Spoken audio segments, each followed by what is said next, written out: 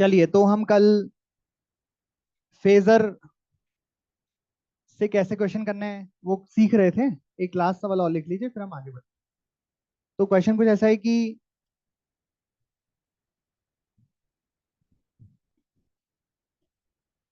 ऐसा है कि पार्टिकल की इनिशियल पोजीशन दी हुई है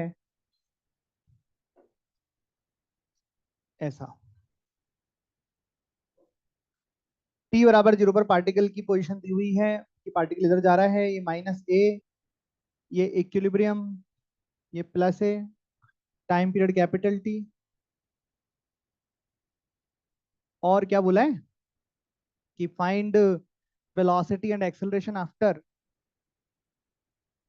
या velocity and acceleration at t is equal to t/12। Find velocity and acceleration at t is equal to t/12। ये मतलब घड़ी कहाँ से स्टार्ट है? t बराबर 0 से, मतलब यहाँ से t/12 के बाद, t/12 सेकंड के बाद, सेकंड इसकी वेलोसिटी क्या होगी और एक्सेलरेशन। ये BB1 का 10वां सवाल ही है, इसलिए मैंने ऐसे बताया था क्योंकि मेरे को कराना था।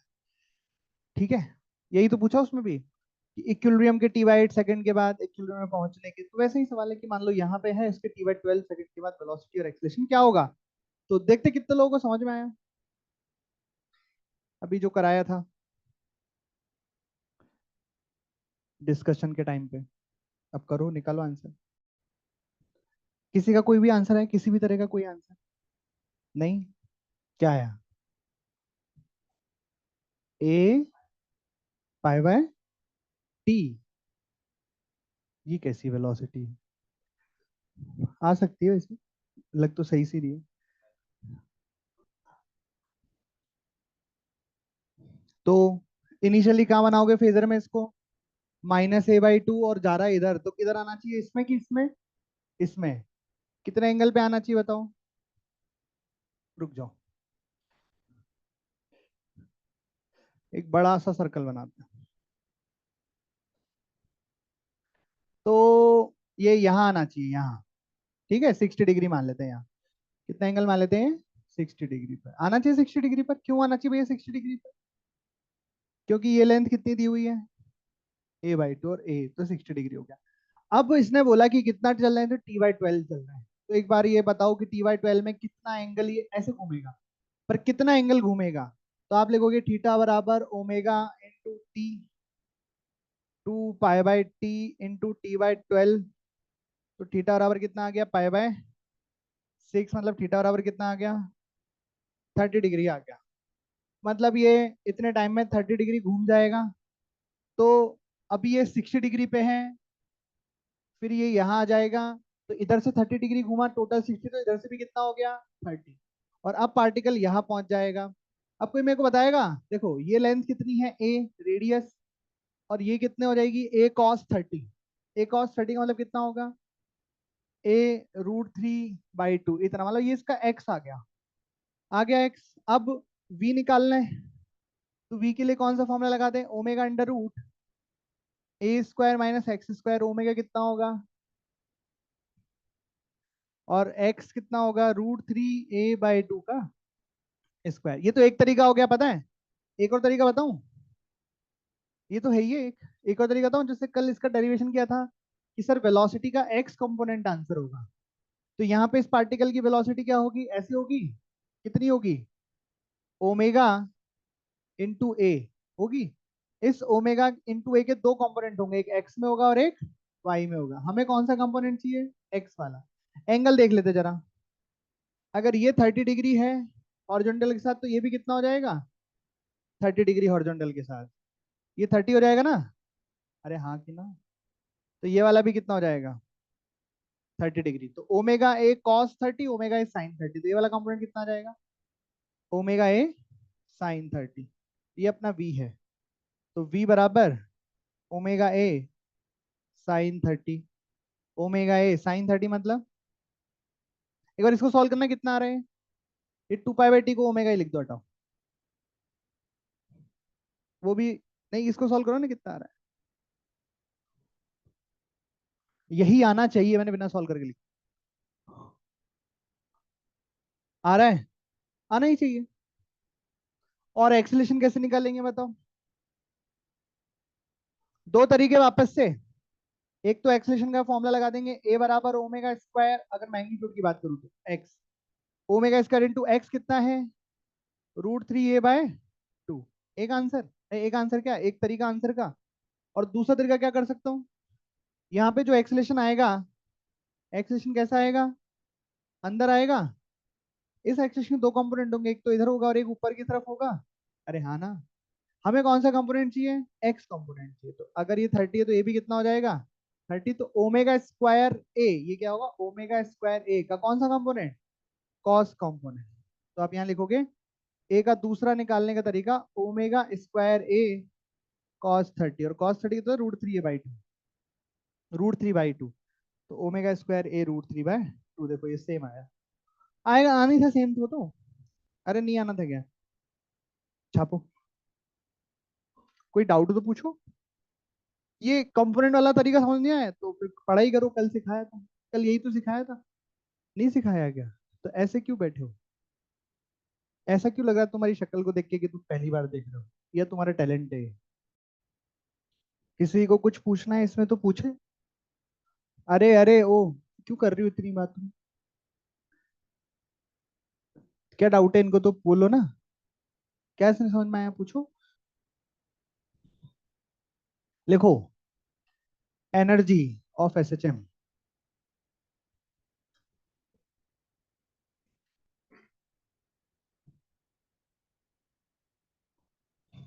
मतलब इस क्लास में पढ़ने में ध्यान कम है लोगों का, बातें करवा लो और ये उल्टे सीधे। अरे भाई तुम्हारे पास इतनी जगह, इधर बैठो ना तुम, इधर बैठ खसक के बैठो कोने में। कोना पकड़ लो एकदम इधर, बहन इसका उधर वाला कोना।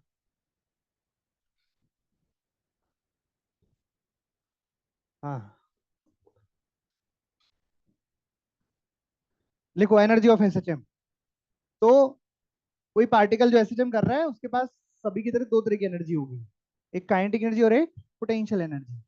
तो हम काइनेटिक एनर्जी का पहले एक्स के साथ फंक्शन पढ़ लेंगे, और फिर काइनेटिक एनर्जी का टाइम के साथ फंक्शन पढ़ लेंगे, फिर पोटेंशियल एनर्जी का एक्स के साथ फंक्शन और टाइम के साथ फंक्शन, ऐसे करके एनर्जी रहेगी और दोनों को ऐड कर देंगे तो टोटल एनर्जी बन जाएगी। ठीक, चलिए तो आपको देखना है पहले एंड तक और फिर लिखना है। तो सबसे पहले हम पढ़ रहे हैं काइनेटिक एनर्जी, और काइनेटिक एनर्जी में पहले पढ़ रहे हैं हम एक्स के साथ फंक्शन। तो हम सभी जानते हैं काइनेटिक एनर्जी का फॉर्मूला ½ mv², जिसमें हाफ मास v का मतलब हो गया ओमेगा √a² - x² का होल स्क्वायर। तो इसमें m को a² - x², जरा ये इसको देखें, m ओमेगा स्क्वायर को क्या लिख सकते हैं। तो हम जैसा कि जानते हैं ओमेगा बराबर होता है √k/m, अगर दोनों साइड आप स्क्वायर कर दोगे तो ये ओमेगा² k/m बनेगा, और इधर जाके m ओमेगा स्क्वायर बराबर k बनेगा। मतलब m ओमेगा स्क्वायर की वैल्यू क्या है, बेसिकली k है। तो हम लिख सकते हो काइनेटिक एनर्जी बराबर हाफ के अंदर मल्टीप्लाई कर दिया a² - ½ k x²। ये काइनेटिक एनर्जी का एक्स के साथ फंक्शन बन जाएगा। अगर आप काइनेटिक एनर्जी का मैक्सिमम वैल्यू निकालना चाहें तो पहले तो ये बताओ काइनेटिक एनर्जी मैक्सिमम कहाँ पे होगी, इक्विलिब्रियम पे होगी। इक्विलिब्रियम का मतलब हो जाएगा एक्स बराबर 0।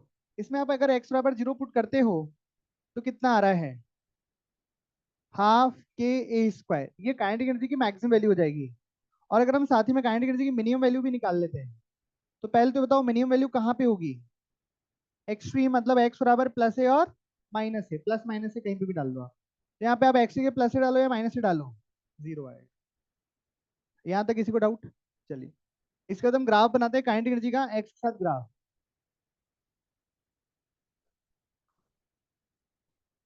ये काइनेटिक एनर्जी और ये एक्स, तो एक्स में हम प्लस ए से लेके, ये प्लस ए है, ये माइनस ए है और 0 है। तो बताइए, अभी अभी हमने देखा 0 पर काइनेटिक एनर्जी मैक्सिमम होगी।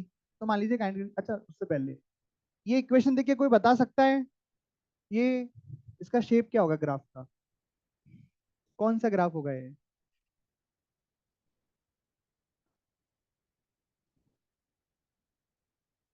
तो इसका मतलब हमेशा आप एलिप्स ही बोलते क्या? तो पिछली बार सही निकला था। पैराबोला, ये वाई, ये एक्स स्क्वायर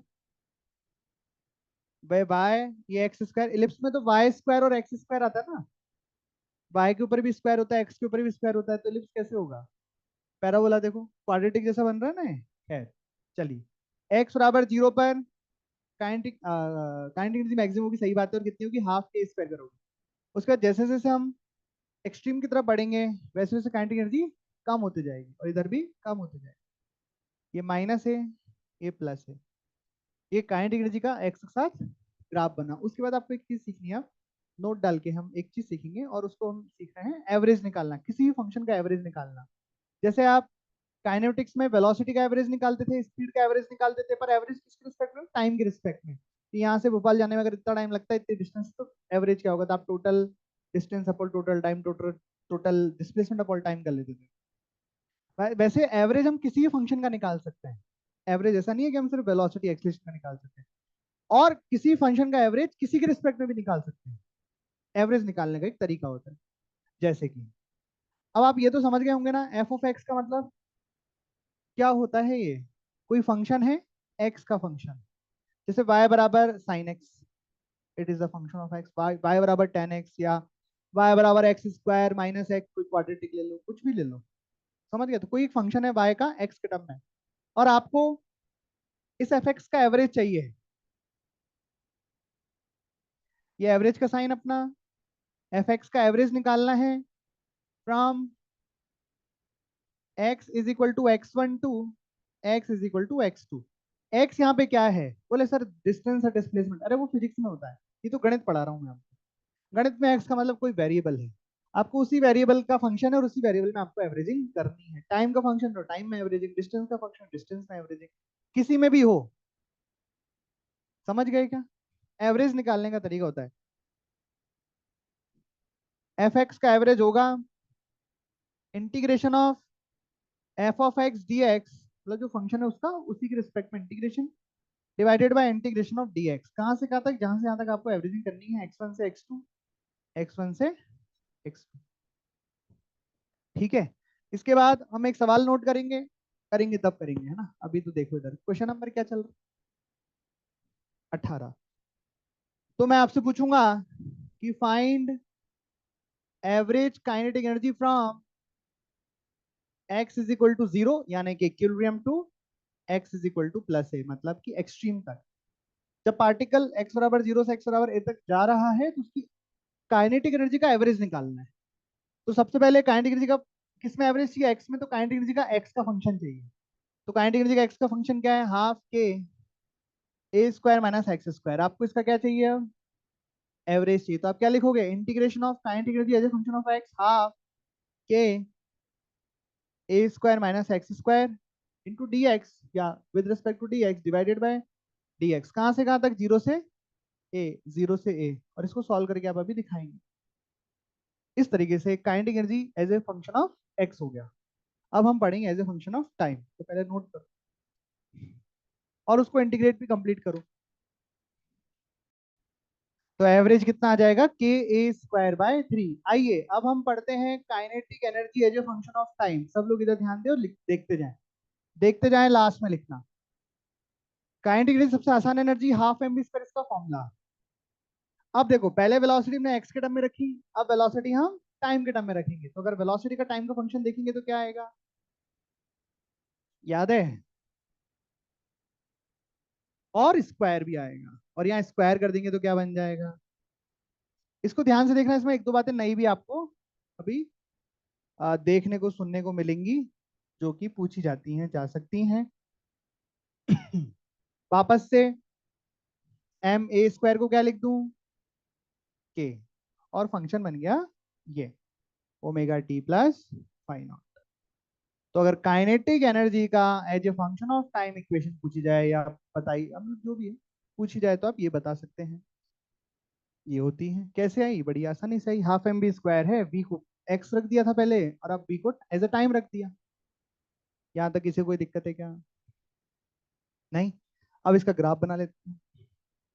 तो अगर टाइम के साथ ग्राफ बनाएंगे, तो ये तो बिल्कुल सोची समझी हुई बात है कि टाइम नेगेटिव तो हो नहीं सकता, या हो सकता है? क्या बोलते हो आप? नहीं हो सकता। तो मैं जो है ऐसा मान लेता हूँ कि पार्टिकल जो है अपना इक्विलिब्रियम से स्टार्ट हो रहा है। तो मैंने मान लिया कि फाई नॉट बराबर कितना है, 0। इसका मतलब क्या हुआ, पार्टिकल कहाँ से स्टार्ट हुआ, इक्विलिब्रियम से। तो इक्विलिब्रियम पर काइनेटिक एनर्जी मैक्सिमम होनी चाहिए, और बात तो सही देखो आएगी भी।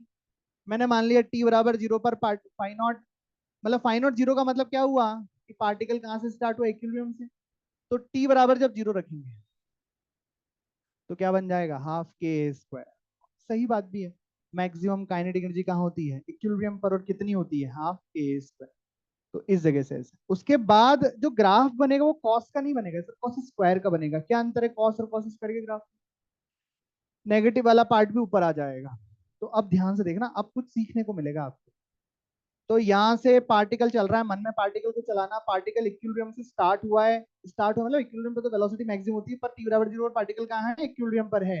इक्विलिब्रियम से वो एक्सट्रीम की तरफ जा रहा है, तो वेलोसिटी बढ़ती जाएगी या कम होती जाएगी, कम होती जाएगी। तो काइनेटिक एनर्जी भी कम होती जाएगी, और कम होते होते कितनी हो जाएगी, 0। कब, जब वो एक्सट्रीम पे पहुंचेगा। उसके बाद फिर बढ़ेगी जब वो वापस इक्विलिब्रियम पे आएगा। पर अभी एक चक्र कंप्लीट नहीं हुआ है, अभी तो वो इतना हुआ है, अब पीछे जाएगा तो काइनेटिक एनर्जी फिर बढ़ेगी।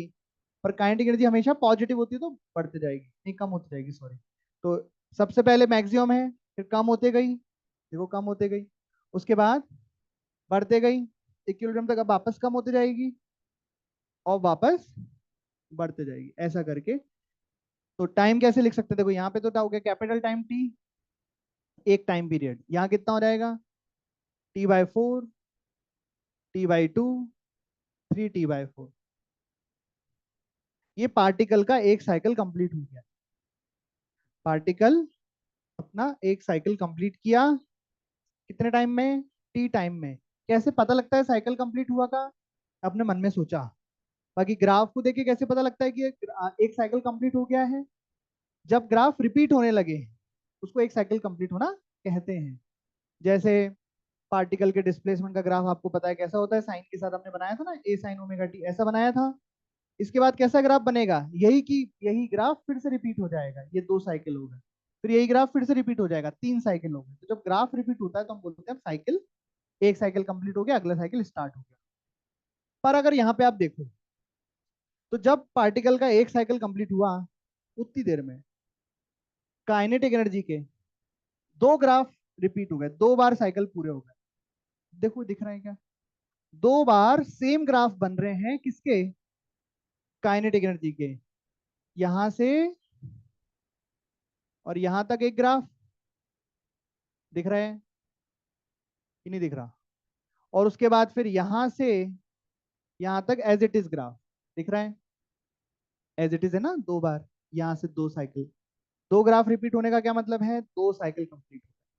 तो जब पार्टिकल अपना एक साइकिल कंप्लीट करता है मोशन का, चाहे वो डिस्प्लेसमेंट का एक साइकिल हो, चाहे वो वेलोसिटी का एक साइकिल हो, चाहे एक्सेलरेशन का एक साइकिल हो, उतनी देर में काइनेटिक एनर्जी के कितने साइकिल कंप्लीट हो जाते हैं, 2 साइकिल कंप्लीट हो जाते हैं। मतलब अगर हम ये कहें कि फ्रीक्वेंसी ऑफ काइनेटिक एनर्जी को अगर मैं एफ डैश कहूँ, और frequency of S H M, frequency of S H M का मतलब है मेरा frequency of displacement of S H M,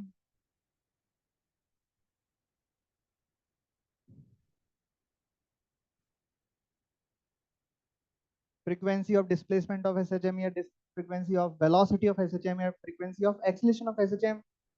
तो किसकी फ्रीक्वेंसी ज्यादा है, काइनेटिक एनर्जी की ज्यादा है, और कितनी ज्यादा है, डबल है।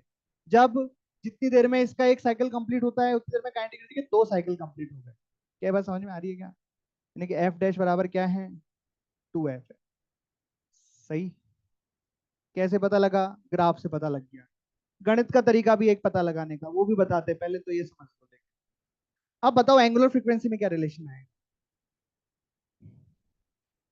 अगर मैं angular frequency of kinetic energy को ओमेगा डैश लिख दूं, तो बताओ क्या रिलेशन आएगा। तो यहां से बना सकते हैं रिलेशन, बिल्कुल बना सकते हैं। F dash is equal to 2F है। अब एफ डैश का मतलब omega upon 2 pi, frequency is equal to angular frequency upon 2 पाई।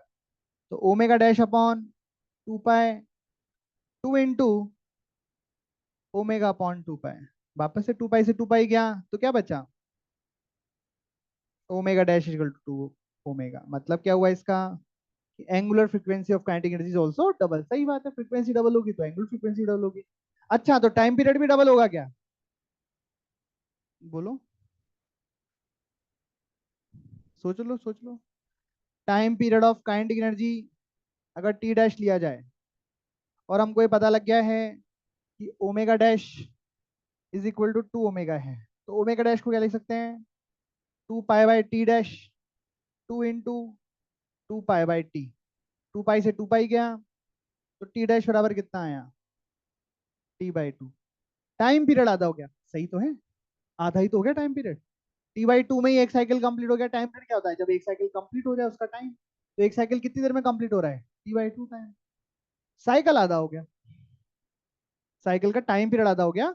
और एक टाइम पीरियड में, किसके टाइम पीरियड में, एसएचएम के टाइम पीरियड में इसकी 2 साइकिल कंप्लीट हो रही, जबकि एसएचएम की तो एक साइकिल कंप्लीट हो रही थी, इसलिए हमने बोला फ्रीक्वेंसी डबल हो गई। तो ये तरीका तो ग्राफ का हो गया। पर अगर आपको गणित में किसी को समझाना हो और काम भी आएगी ये बात, तो कैसे करेंगे, तो उसका तरीका बताता हूँ आपको, इसी से रिलेटेड है ना। ये मेरे को एक बात बताओ, जब इक्वेशन होती थी डिस्प्लेसमेंट की, तो आप उसमें कैसे पता लगाते थे कि ये टर्म ओमेगा है, टी के बगल में जो लिखा रहता था, है ना। अरे बोल तो दो। लेकिन उसके हिसाब से आप देखोगे तो टी के बगल में ओमेगा लिखा है, तो इसका मतलब तो इसकी देखो, ये इक्वेशन किसकी काइनेटिक एनर्जी थी, और यहाँ टी के बगल में ओमेगा लिखा है, तो आप तो बोलोगे सर काइनेटिक एनर्जी की जो ओमेगा है वो तो ओमेगा ही है, 2 ओमेगा कहाँ है। पर ऐसे कंपेयर नहीं कर सकते अगर कॉस के ऊपर स्क्वायर हो तो। वो हम कब कंपेयर कर रहे हैं, जब कॉस की पावर 1 है या साइन की पावर 1 है। जैसे डिस्प्लेसमेंट लिखते थे x is equal to a sine omega t, तो हम बोल देते टी के बगल में जो लिखा है वो एंगुलर फ्रीक्वेंसी है। वैसे ही वेलोसिटी में कॉस आता था लेकिन स्क्वायर तो नहीं आता था ना, क्या आता था, नहीं आता था। तो अगर आपको यहाँ पे वैसे बताना है, बिना ग्राफ के देख के बताना है, कंपेयर करके बताना है, तो आपको कॉस के ऊपर से स्क्वायर हटाना पड़ेगा। तो कैसे हटा दे, ऐसे मिटा के हटा दे, तो कैसे हटाए, कॉस स्क्वायर थीटा बराबर, ऐसा कोई फॉर्मूला जिसमें कॉस स्क्वायर ना आके सिर्फ कॉस बन जाए, बोलो बोलो। तो हाफ के स्क्वायर तो ऐसा कैसे लिख दिया, कॉस स्क्वायर थीटा को भी लिख सकता हूँ 1 plus cos 2 theta by 2, 1 plus cos 2 theta, theta का मतलब ये पूरा, तो 2 का मल्टीप्लाई इसको करके लिखेंगे तो बन जाएगा 2 omega t plus 2 phi naught divided by 2। दिख रहा है क्या, अरे दिखा क्या, 2 फाई नॉट तो एक नया कांस्टेंट बन गया, उससे कोई मतलब नहीं, लेकिन टी के बगल में क्या लिखा हुआ है, 2 ओमेगा। और ये फंक्शन किसका है, काइनेटिक एनर्जी का, मतलब काइनेटिक एनर्जी की जो एंगुलर फ्रीक्वेंसी है वो 2 ओमेगा है, डबल है ऐसे करके, तो ये काम आता है। समझ में आई बात, जब भी किसी इक्वेशन में कॉस स्क्वायर साइन स्क्वायर का टर्म हो और तब टाइम के बगल में जो लिखा हो, वो एंगुलर फ्रीक्वेंसी नहीं होगी। एंगुलर फ्रीक्वेंसी आप कंपेयर केवल तभी करोगे जब साइन स्क्वायर या कॉस स्क्वायर नहीं, साइन या कॉस का फंक्शन होगा। क्या ये बात समझ गए क्या, ये बहुत गहरी बात है। गहरी बात क्या मतलब, ये बहुत ध्यान रखने वाली बात है, सवाल आए हैं और आते हैं इससे। वो कॉस स्क्वायर या फंक्शन देंगे जानबूझ के कि डिस्प्लेसमेंट बराबर ऐसा ही कोई फंक्शन दे देंगे, A is equal to cos square something something, और बोलेंगे बताओ इसकी एंगुलर फ्रीक्वेंसी क्या होगी, या कुछ ऐसा काम में लेंगे कि जिसमें एंगुलर फ्रीक्वेंसी का टर्म यूज हो रहा हो, तो आप टी के बगल में जो लिखा, आदत रहती है टी के बगल में जो लिखा है उसको हम ओमेगा लिख देते हैं, वो गड़बड़ हो जाता है। आपको पहले इस स्क्वायर के टर्म को हटाना है, जनरली स्क्वायर ही देते हैं, तो स्क्वायर को हटाने का सबसे आसान तरीका यही है, डबल हो जाएगा। क्योंकि या तो आप अगर साइन स्क्वायर होगा तो 1 माइनस कॉस 2 थीटा बाई 2 लिखोगे, और अगर कॉस स्क्वायर होगा तो 1 प्लस कॉस 2 बाई 2 लिखोगे। कुल मिला के जो लिखा है वो डबल हो जाना है। समझ में आ गई की बात, तो इसको आप चाहे तो लिखें चाहे तो ना लिखें, ये इससे रिलेटेड है ना। एक तो ग्राफ से हमने बताया डबल हो गई फ्रीक्वेंसी, और एक ऐसे ही बताया गणित से कि डबल हो गई फ्रीक्वेंसी। और लास्ट बात, इसके एवरेजिंग भी तो करना है इसको, तो यहाँ पे एवरेज हम टाइम में करेंगे ना कि एक्स में। तो एवरेज काइनेटिक एनर्जी फ्रॉम एक टाइम पीरियड के लिए, कितनी देर के लिए भी कर सकते हैं हम, करें टी बराबर 0 से टी बराबर कैपिटल टी के लिए, इसके लिए कर रहे हैं। हाँ, तो बताइए क्या बनेगा एवरेज काइनेटिक एनर्जी का, मतलब फंक्शन क्या बनेगा, integration of half k square cos square cos square का इंटीग्रेशन बचपन में सीखा है अपन ने, कॉस स्क्वायर को भी उसी टर्म में कन्वर्ट करना पड़ता है 1 प्लस कॉस बाई 2 में, क्योंकि कॉस स्क्वायर की कोई आइडेंटिटी हमें पता नहीं है। तो ये हम याद भी रखेंगे क्योंकि बहुत काम में आता है फिजिक्स में ये वाला इंटीग्रेशन। बस कुछ नहीं, इसको सॉल्व करना है। तो ये हम याद रखेंगे कि जब जब कॉस ओमेगा टी आएगा, बंदर कुछ भी एंगल आ जाए ओमेगा टी का टर्म बन रहा है, जब बनता ही है, जैसे अल्टरनेटिंग करंट पढ़ोगे, वेव का फंक्शन पढ़ोगे, उस समय अपने यही सब चलता है, sign omega T cos omega T यही आता है, और ज्यादा कुछ आते नहीं है। आए तो फिर जनरल फंक्शन तो बता ही दिया अपन ने एवरेज निकालने का। लेकिन अगर ये आया है कि कॉस स्क्वायर का एवरेज निकालो, कहां से कहां में, जीरो से कैपिटल टी, मतलब एक साइकिल के लिए, तो ये याद रखना है, ये हाफ आता है। कैसे करा, करने का तरीका मैंने बता ही दिया। कैसे आप लिखोगे, cos square omega T D T divided by integration of D T from zero से टी, जीरो से टी, तो ये हाफ आता है।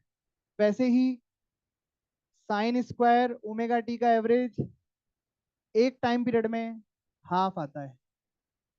साइन का, अकेले साइन का जीरो आता है। साइन ओमेगा टी का अगर एक टाइम पीरियड में आप एवरेजिंग निकालोगे तो कितना आएगा, जीरो। आप करके देख लेना इंटीग्रेशन, साइन का तो आसान ही होता है इंटीग्रेशन। अरे साइन का इंटीग्रेशन क्या होगा, माइनस कॉस, लिमिट डालोगे जीरो से टी, डिवाइड करोगे टी तो जीरो जीरो आ जाएगा। ठीक है, वैसे कॉस का भी क्या आ जाएगा, कॉस का जीरो आ जाएगा। और ये एक साइकिल के लिए ही है। अगर यहाँ पे मैंने साइकिल का लिमिट चेंज कर दिया, जीरो से टी की जगह जीरो से टी बाई टू कर दिया, तो फिर हाफ नहीं आएगा, तो फिर सॉल्व करना पड़ेगा। सॉल्व कैसे करोगे, ये लिखा हुआ है ना, हाफ के स्क्वायर तो कांस्टेंट ही तो है, ये तो वैसे ही बाहर है, जो बच रहा है वो इसी का तो एवरेज है, कॉस स्क्वायर ओमेगा टी का। तो हम तो यहाँ पे इसका यूज कर रहे हैं हाफ का, तो हम कांस्टेंट वाला टर्म तो बाहर रखेंगे, और बाकी जो पूरा एवरेज ही तो बचा कॉस स्क्वायर का, उसको क्या लिख देंगे, हाफ। तो बेसिकली बन जाएगा half k square into half, तो 1/4 के स्क्वायर, ये एवरेज वैल्यू बन जाएगी। और अगर ग्राफ में हम हाफ के स्क्वायर को प्लॉट करेंगे तो देखो, ये मैक्सिमम काइनेटिक एनर्जी कितनी होती है, हाफ के स्क्वायर, तो ये तो यहाँ हो जाएगी। लेकिन एवरेज वाली देखो, बढ़ भी रहा है, कम भी हो रहा है, बढ़ भी रहा है, और सेम सिमेट्री से हो रहा है, तो बिल्कुल बीचों बीच में एक लाइन 1/4 के स्क्वायर, ये एवरेज वैल्यू आ जाएगी। समझ में आ रही बात। वैसे ही आप अगर, जैसे मैंने यहाँ बताया ना, साइन का एवरेज जीरो होता है, तो अगर आप साइन का ग्राफ बनाओगे ना, तो ऊपर नीचे सिमेट्री रहेगी एक साइकिल में, तो इसका एवरेज जीरो ही आ रहा है। बाकी वैसे आप सॉल्व करोगे ना, integration of sine omega T D T upon integration of D T from zero से टी, जीरो से टी, तो भी जीरो आएगा। सॉल्व तो कर ही सकते हो, उसमें कोई बड़ी बात। ये लिख लो, ये जो काइनेटिक एनर्जी आपको पढ़ाई गई है ये याद होनी चाहिए ऐसी जैसे मैंने बोली है। सेम ऐसा ही पोटेंशियल एनर्जी को भी अपन बोल देंगे, वो भी एज इट इज ऐसी की ऐसी याद होनी चाहिए। इसी में से अगर कोई सवाल आना होगा तो आएगा, और कुछ भी नहीं है इसमें। बाकी यूज कैसे करेंगे सवालों में, वो तो जब हम एनर्जी कंजर्वेशन लगाएंगे, काइनेटिक एनर्जी लिखेंगे, पोटेंशियल एनर्जी लिखेंगे, तब ये काम में आएंगे। समझ गए ना, वैसे ये लिख लो। तो ये क्या हो गया, kinetic energy as a function of time, average उसका 1/2 आएगा कॉस स्क्वायर ओमेगा टी का। हाँ होने दो, उसको कोई फर्क नहीं पड़ता, करो तो सही तुम, यही आएगा। हाँ कोई सा भी एंगल ले लो।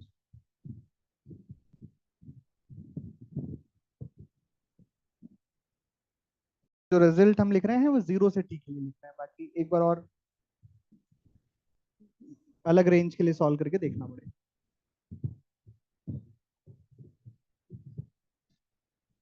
लिखा, आप पोटेंशियल एनर्जी लिखेंगे।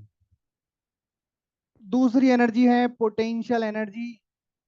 पोटेंशियल एनर्जी भी पहले एक्स के टर्म में और फिर टाइम के टर्म में हम पढ़ेंगे। पोटेंशियल एनर्जी क्या होती है, ये हम सब जानते हैं कि पोटेंशियल एनर्जी होती है work done by the conservative force minus of work done by the conservative force. यहाँ पे जो फोर्स है वो क्या है, F equal to minus of k x. बोले सर ये तो देखा देखा है, स्प्रिंग का भी तो यही था। तो मैथ्स को क्या पता कि स्प्रिंग का एक ऐसे चलता है, वो तो अगर इसका इंटीग्रेशन करेंगे तो आंसर तो सेम ही आएगा, हाफ के एक्स स्क्वायर। मतलब ये कहना चाह रहा हूं मैं कि डेल्टा यू बराबर होता है minus of work done by the conservative force. Work done कैसे लिखेंगे, integration of f vector dot d x vector from zero to x. लेकिन यहाँ पे लिमिट का मतलब अलग है, वहां पे एक्स बराबर जीरो का मतलब होता था नेचुरल लेंथ, और एक्स का मतलब होता था इलोंगेशन एक्स या कंप्रेशन एक्स। अब वहां पे स्प्रिंग के खींचने या दबने की वजह से पोटेंशियल एनर्जी आती थी। मतलब अगर स्प्रिंग में कुछ कोई भी लॉन्गेशन नहीं है, कंप्रेशन नहीं है, तो स्प्रिंग की पोटेंशियल एनर्जी हम क्या बोलते हैं? जीरो, जो कि नेचुरल लेंथ पे आती है। क्योंकि उस वक्त स्प्रिंग ना तो खिंची हुई है, ना ही कोई कंप्रेशन है उसमें, ना कोई इलॉन्गेशन ना कंप्रेशन, तो स्प्रिंग की पोटेंशियल एनर्जी जीरो। तो हम कहेंगे वहां पे कि नेचुरल लेंथ पर पोटेंशियल एनर्जी हमेशा जीरो होगी। लेकिन यहाँ पे एक्स बराबर जीरो का मतलब क्या है? इक्विलिब्रियम। और ये कोई स्प्रिंग नहीं है कि दबने या खींचने से इसका कोई मतलब हो, ये तो एक मोशन हो रहा है। तो यहाँ पे इक्विलिब्रियम पर पोटेंशियल एनर्जी जीरो हो भी सकती है और हो सकता है कि जीरो ना भी हो। मतलब ऐसा यहाँ जरूरी नहीं है किसकी तरह है, स्प्रिंग की तरह, कि नेचुरल लेंथ पर पोटेंशियल एनर्जी को जीरो होना पड़ेगा। क्योंकि वहां पे तो स्प्रिंग खींचेगी तो बढ़ती थी पोटेंशियल एनर्जी, या दबती थी स्प्रिंग तो बढ़ती थी। और नेचुरल लेंथ पर स्प्रिंग ना तो इलोंगेटेड थी, इलोंगेशन था उसमें, ना ही कंप्रेशन, तो जीरो होता था। लेकिन यहाँ पे अब देखना इसका मतलब डेल्टा यू को क्या लिखना होगा मेरे को? यू फाइनल, फाइनल का मतलब क्या है? एक्स पर। तो potential energy eight x minus initial का मतलब जीरो, अगर मैंने लिमिट लगाई है तो इक्विलिब्रियम हो गया। यू एट इक्विलिब्रियम लिख दूं या मीन पोजीशन बराबर, और इसको इंटीग्रेट करेंगे तो क्या आएगा? Half K X square. वो तो सर वो तो इंटीग्रेट करके देख लो, या ये तो हमने करके देख रखा है, स्प्रिंग में भी यही आता है। बस अंतर कितना होता है, यहाँ यू एम पी की जगह आप यू ऑफ नेचुरल लेंथ लिखते हो और वो चीज जीरो हो जाती है, तो यू बराबर आपका हाफ के एक्स स्क्वायर बन जाता है। लेकिन यहाँ पे यू ऑफ एक्स क्या बनेगा? Potential energy at position X is equal to half K X square plus potential energy at mean position. बोले सर इसका पता कैसे चलेगा? पोटेंशियल मीन पोजिशन का क्वेश्चन देख के पता लगेगा कि ये जीरो होगी या इसकी कुछ वैल्यू होगी। ये क्वेश्चन देख के पता चलता है। ठीक है, तो बताइए, अगर मैं मैक्सिमम पोटेंशियल एनर्जी लिखना चाहूंगा तो पहली बात तो कहां पे आएगी maximum potential energy? U max कहां पे होगी? एक्सट्रीम पर होगी। X is equal to a, extreme पर कितनी होगी? Half k square plus u m p. Mean position potential energy मैं ये नहीं कह रहा हूं कि जीरो नहीं हो सकती, मैं ये कह रहा हूं जीरो भी हो सकती है और हो सकता है जीरो ना भी हो।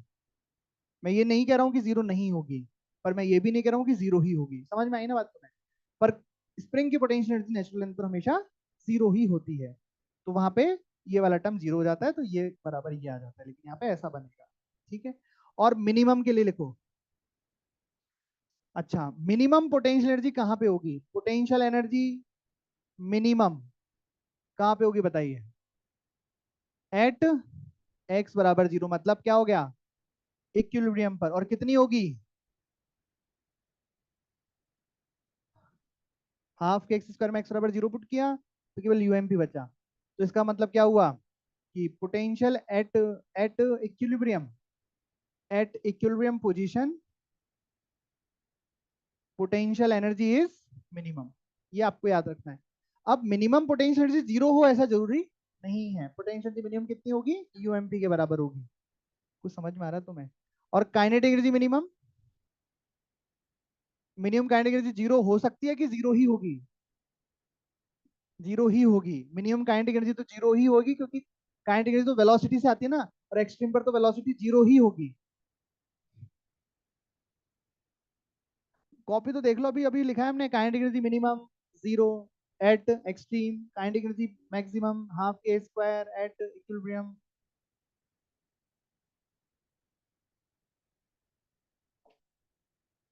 ये पक्का है कि पोटेंशियल एनर्जी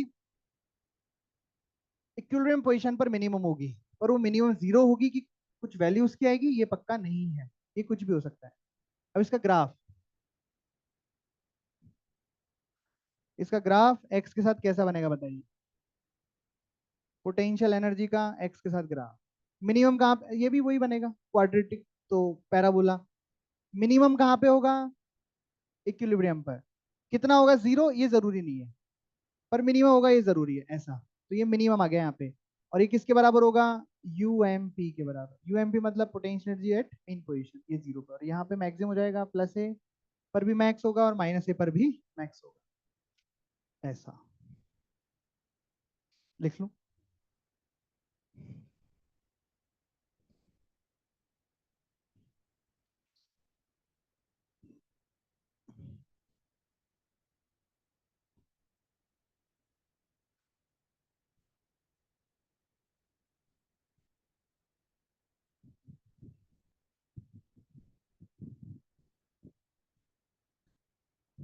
और फिर टाइम के साथ फंक्शन बनाएंगे। जल्दी लिखो इसको थोड़ा। तो एक्स के साथ फंक्शन तो बन ही गया है, इसी का यूज करके टाइम के साथ भी फंक्शन बना देंगे। कल का होमवर्क है BV2 and DPP 4, 5, 6। DPP 4 to 6। Time के साथ फंक्शन क्या, देखो ये अपना पास फॉर्मूला है। यहाँ पे एक्स को किसके टर्म में रख देंगे, टाइम के टर्म में, तो ये टाइम का फंक्शन बन जाएगा, बस सिंपल सी बात। तो यू एक्स कितना आया है, हाफ KX² प्लस UMP। इसमें आप इसको टाइम का फंक्शन बनाना चाहते हो तो आप रख दो half k A sine omega T plus phi naught का होल स्क्वायर प्लस UMP। तो UT बन जाएगा half KA² sine square omega T plus phi naught plus UMP का टर्म यहाँ पे चिपका हुआ है। UMP 0 हो सकता है, 0 ना हो, कुछ भी हो सकता है, ये सब डिपेंड करेगा क्वेश्चन पे, उसमें लिखा रहता है। नहीं लिखा हुआ तो फिर देखेंगे क्या करेंगे, वो अलग बात है, पर जनरली लिखा रहता है। ये लिखो। इसका ग्राफ कैसा बनेगा। अच्छा, ग्राफ बनाने के लिए अपन पहले फाइ नॉट उसको मान लेते हैं कि if phi naught is equal to 0 and mean position पर पोटेंशियल एनर्जी भी हम 0 मान लें, तो ग्राफ कैसा बनेगा। तो ग्राफ सिर्फ साइन स्क्वायर का बन जाएगा। साइन स्क्वायर का ग्राफ कैसा बनेगा, यहाँ से ऐसे स्टार्ट होके और ऐसा ऐसा घूमता जाएगा, दिख रहा है क्या। इनिशियल पोटेंशियल एनर्जी क्या हो जाएगी, 0, क्योंकि कहाँ से स्टार्ट हो रहा है, इक्विलिब्रियम से। इक्विलिब्रियम पर 0, क्योंकि UMP हमने 0 ले ली, मिनिमम होनी चाहिए और मिनिमम हमने 0 ले ली। उसके बाद बढ़ेगी, फिर कम होगी, फिर बढ़ेगी, फिर कम होगी, तो ये टाइम 0 हो जाएगा। ये T/4, ये T/2, ये 3T/4 और ये T हो जाएगा। तो यहाँ पे भी आप क्या देख रहे हो कि इसकी भी साइकिल डबल है। इसने भी अपनी 2 साइकिल कंप्लीट कर ली हैं।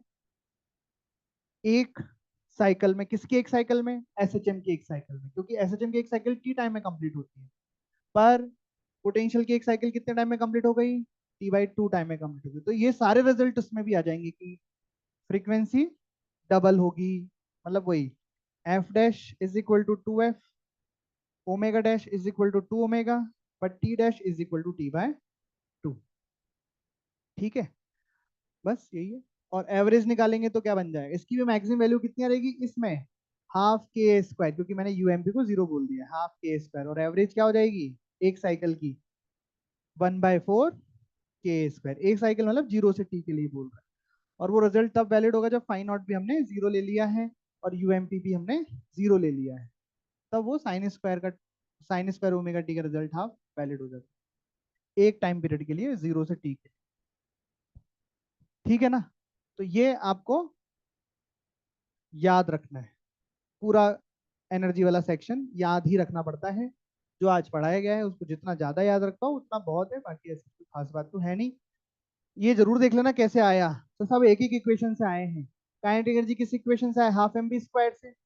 और ये कैसे आया, वो वर्क डन निकाल के, तो आप इसको याद रख लो, Ux = ½ kx² प्लस UMP।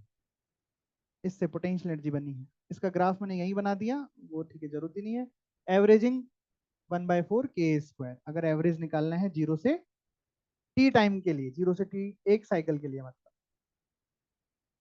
ठीक है।